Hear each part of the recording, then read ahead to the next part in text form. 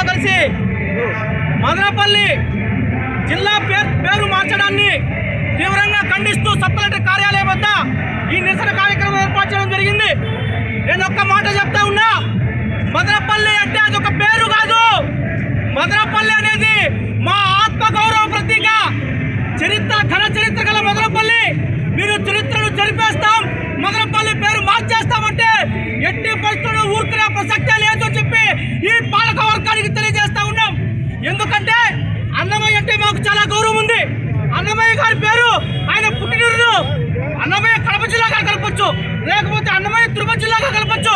కానీ గల చరిత్ర గల ఎన్నో సంవత్సరాల చరిత్ర గల మా మదనపల్లి పేరు మారిస్తే మాత్రం ఎట్టి పరిస్థితులు ఒప్పుకునే ప్రసక్తి లేదు. నేను ఈ సందర్భంగా ఒక మాట చెప్తా ఉన్నా.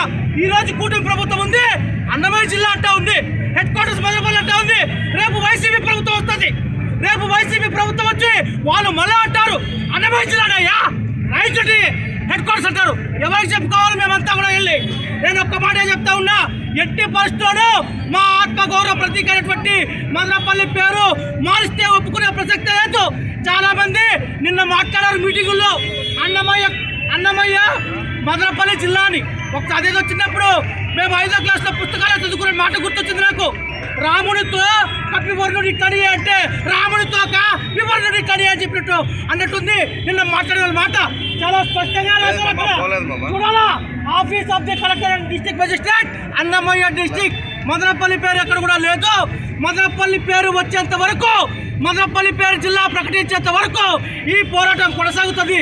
మిత్రులారా, ఈ ర్యాలీలో పోయే చాలా మంది కూడా నేను చెప్తా ఉన్నా, నాకు స్వయంగా ఫోన్ చేసి మాకు ఇష్టం లేదు అక్కడికి పోయేది, మమ్మల్ని బలవంతంగా తీసుకొని పోతా ఉన్నారు, మేము కొన్ని ఒత్తులకు తలొక్కిపోతా ఉన్నాం, మేము ఎట్టి పరిస్థితుల్లో మదనపల్లి జిల్లాకే మేము కట్టుబడి ఉంటామని చెప్పి వాళ్ళు చెప్పడం జరిగింది. నేను చెప్తా ఉన్నా, ప్రజలంతా కూడా ప్రజలను మభ్యపెట్టే ప్రయత్నం చేయొద్దు.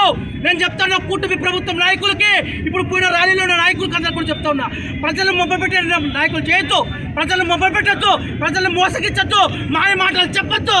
మన ఆత్మగౌరవ ప్రతీకగా ఉన్నటువంటి మదనపల్లి పేరు కాదు, అది ఒక వైబ్రేషన్. ఆ పేరులోనే ఒక ఆత్మగౌరవ ప్రతీక ఉంది ఈ ప్రాంత ప్రజలందరికీ కూడా.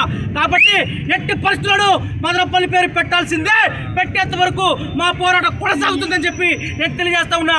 జై భీమ్, జై భారత్.